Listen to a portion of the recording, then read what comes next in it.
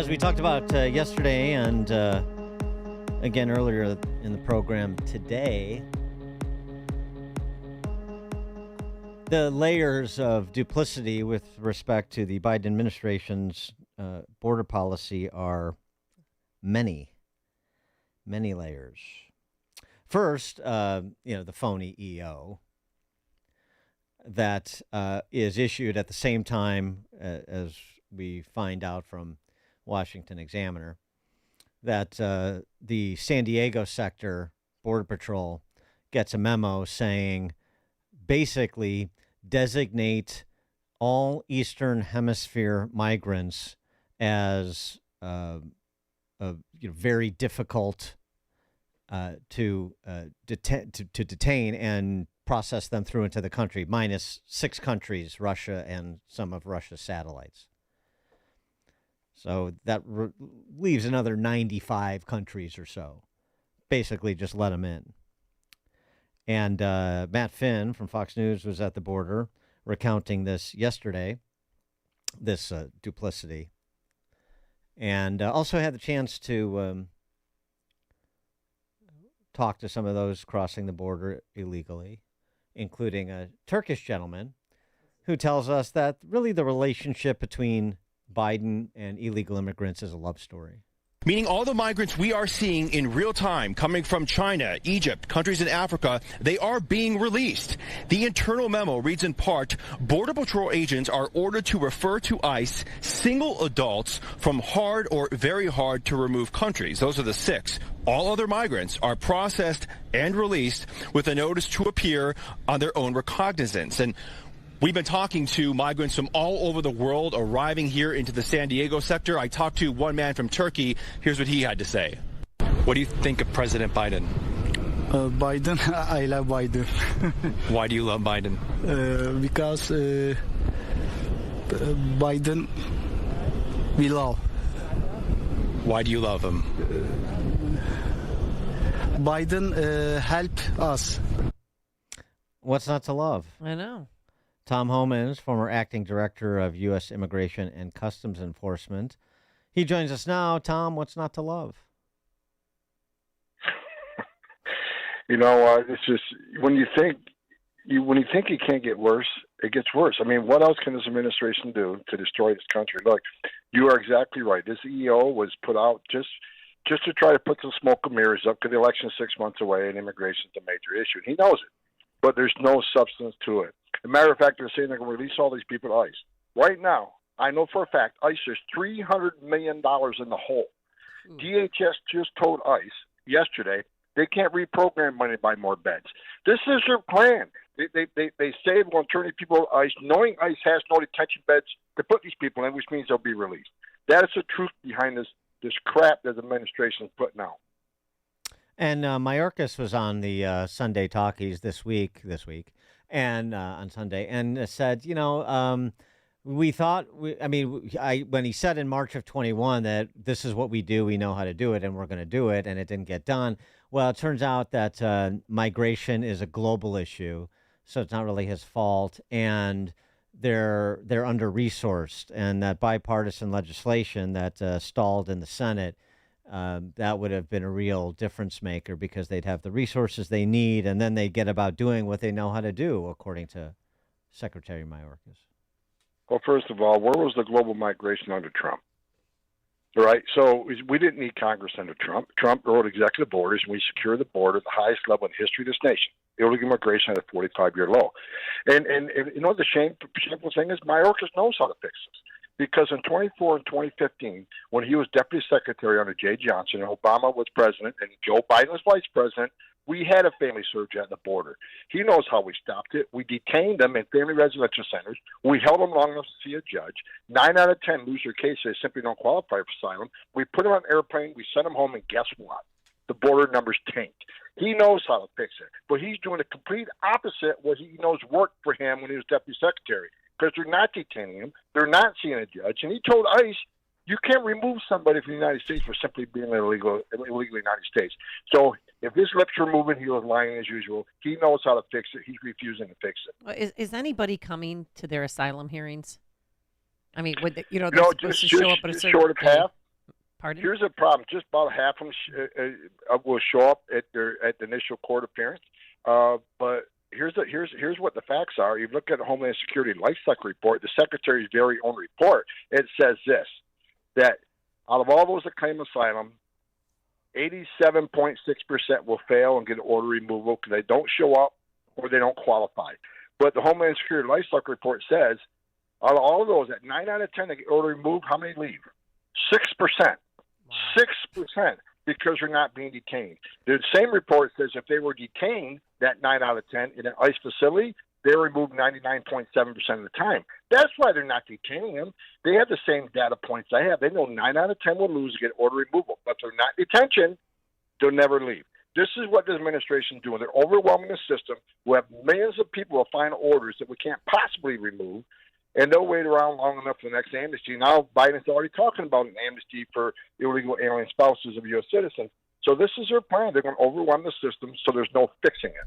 But I got news for them. In January of 2025, we're going to fix it. Yeah, that parole in place for illegal immigrant spouses of U.S. citizens, that number is guesstimated at about 1.1 million. So way to buy votes. That's another million. And by the way, a comment on that, but and then also too with the whole executive order and the 1,500 a day average, blah blah blah.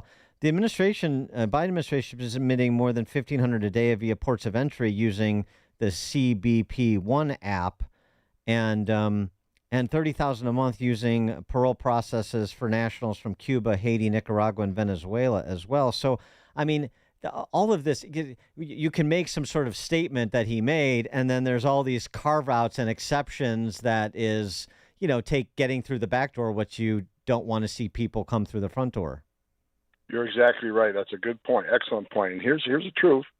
I get the daily numbers every day from my sources. We're over 5,000 illegal entries a day right now. Where's that action taking place? How come they haven't shut the borders down yet? And even if they did enforce it and only allow 2,500 a day, that's short of just 1 million a year. Now you got over 1 million showing up at the port of entries on the CBP app a year. Then you got hundreds of thousands flowing into, like you said, the CHNV program. So are we okay with 2 million illegal entries a year? I'm not. Instead of 2,500, why isn't it 1? Why isn't border security, national security, and we're going to shut the border down at 1, not 2,500. It's ridiculous. Again, smoke and mirrors. They have no intent of shutting this border down because they know how to do it. Turn on the Trump policies. The Supreme Court said Remain in Mexico program was a legal, viable tool. Why not put that in place? People are still claiming asylum and wait in Mexico. That was a game changer for the Trump administration. They won't even consider it. And as far as Alejandro Mayorkas saying the Senate bill would have helped, what would have helped? H.R. 2, which was passed by the House, and Chuck Schumer and the Senate won't even bring it up. The White House won't even talk about it. Why? Because it will work. How do I know it will work? Because we proved it worked. A lot of the H.R. 2 is a Trump policy. So they're not trying to fix the border. They know how to fix it. This is just, again, smoke and mirrors. And you think, what do you think? Why do you think they want all these illegals here? What's the bottom line? Well, 2 reasons. They perceive a future political advantage. It's obvious. There's no other reason to do it. So they think most of these people will be future Democratic voters. But here's what I'll say.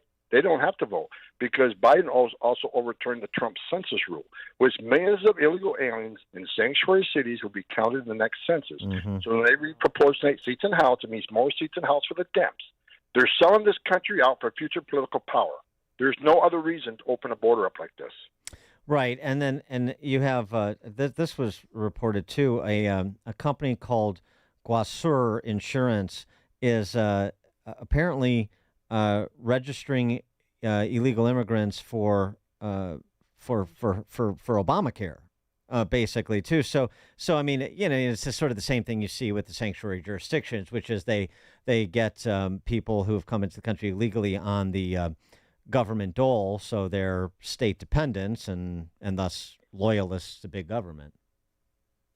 Well, the scariest thing to me beyond all of this, not only the cost of American taxpayers, but we got over 30,000 Chinese nationals have entered this country since October. Yeah. 30,000 military-aged males, and no one's doing anything about it.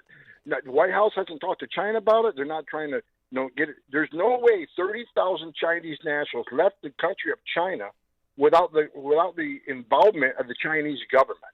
There's no way they would allow that to happen, and nothing's being done. At what point is our national security worth Even it should be a nonpartisan issue, national security. God help us what this administration is doing. Well, and to make matters worse, the illegals that are here that commit crimes that are still here. I mean, I don't know if you saw NBC News or if you watch it, but last night they introduced people to the Tren de Aragua gang, the Venezuelan gang. We've been talking about them for a year, and they acted like this is some new thing because, those two Venezuelans or the few Venezuelans that shot at police officers in New York City. And guess what? Those people were arrested, put in proceedings, and DHS dropped the proceedings before that happened. They decided, you know what, these people aren't worth prosecuting. They're not worth taking immigration court. We'll drop their asylum claims. We'll let them just remain in the United States illegally. So they weren't even in proceedings. They were just floating around with no status, no scheduled asylum interview because DHS decided in prosecutorial discretion, let's just release them and drop the case. They've done that for over 350,000 cases this year. Wow. Think about that. They're just saying, no, drop the case because we know 9 out of 10 will get order removal. We don't want that. So Trump is talking on the stump at rallies and so forth about mass deportations if he is elected in November, takes office in January. I mean, so then comes just sort of the practical work. What is realistic from, your position as a practitioner and an expert with respect to the system? What is practically possible over what period of time to remove people in this country illegally or adjudicate their cases, and depending on obviously the adjudication of the case, remove them. But what if any prioritization should there be? Well, there should be prioritization. The same thing we did in the prior Trump administration. You have to prioritize national security threats and public safety threats first. That just makes sense. Yep. But under the Trump administration, no one's off the table. Now, how many can we remove? That's going to depend on Congress. I mean, how many resources are we going to have? How much money we have in TRP, which is transportation contracts? How much money we going to have for air flights? How much money we going to have for overground transportation? How much money we going to have for ICE beds? Can we contract with local jails and rent their beds? What is Congress going to fund? How many agents will we have? Can we bring back retired Border Patrol agents, ICE agents to help? Can we have task forces with local police and U.S. Marshals and others? Can the military step up to help us with transportation, not arrest people, but help us with transportation, help us with building the infrastructure, soft-sided facilities, not camps like the left wants to push, but facilities that have, detention standards that take care of these people while they're waiting for the travel documents. What is Congress going to give us resources? What is the Secretary of Homeland Security willing to do on reprogramming money? It all depends on the resources we have. I'll say this, in the next Trump administration, no one's off the table. If you're in the United States illegally, you better be looking over your shoulder because it's not okay to enter this country illegally, which is a crime. It's not okay to ignore federal judges' orders for deportation. It's not okay. For the same reason you and I don't go 150 mile an hour down a freeway, we may get arrested. And why we don't lie on our taxes. We may go in prison with tax evasion. It's not okay to violate laws of this country, ignore a judge's order, and feel safe. You shouldn't be comfortable. You should be looking over your shoulder. And do you have any concerns about and this would obviously be a presidential responsibility, but the excuse that's used of the countries won't take their people back.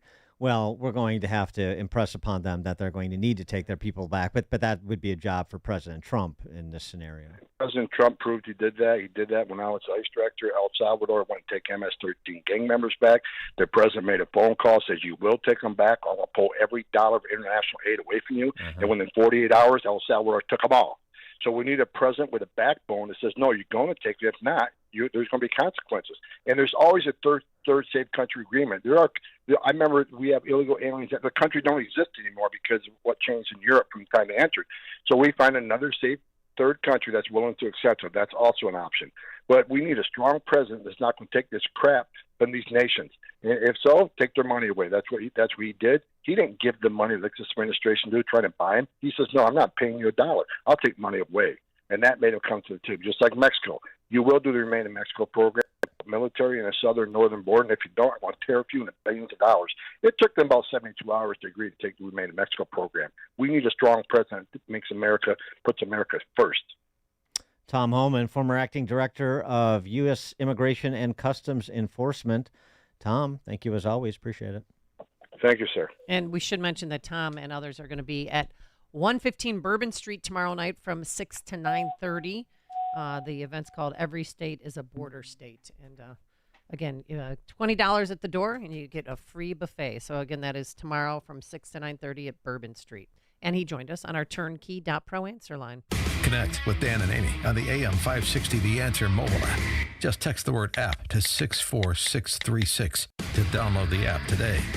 Gold and silver are at world record highs. The time to sell is now. PGS Gold and Coin is Chicagoland's #1 valuables dealer, specializing in rare coins and precious metals. PGS Gold and Coin Springtime Clean Out Buying Event. Grandma's jewelry box could be worth thousands. Mom's sterling silver flatware and tea sets could be worth thousands. Dad's coin